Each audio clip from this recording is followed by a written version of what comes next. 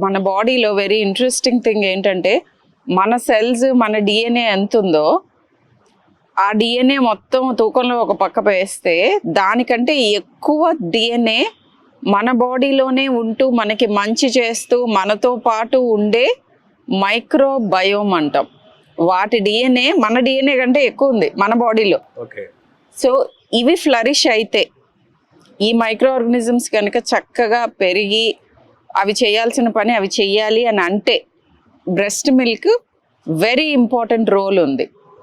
But ఈ microbiome అనేది మన డిఎన్ఏ లాగానే మనందరికీ కూడా స్పెసిఫిక్గా ఉంటుంది. నా మైక్రోబయోమ్, మీ మైక్రోబయోమ్ ఇంకొకళ్ళది. సో దీంట్లో గుడ్ గట్ బ్యాక్టీరియా, మంచి హెల్దీ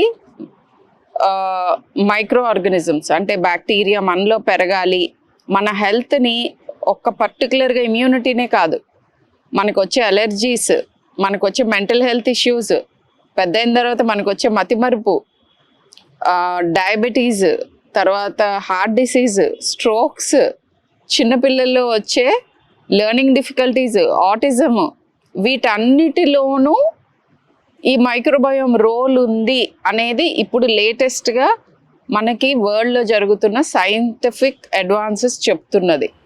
దీని గురించి ఇంకా చాలా తెలుసుకోవాల్సింది ఉంది. మీరు తీసుకునే అదే మందులు, అదే నాణ్యమైన మందులు మెడ్ ప్లస్ బ్రాండ్స్ పై సగం ధరకే.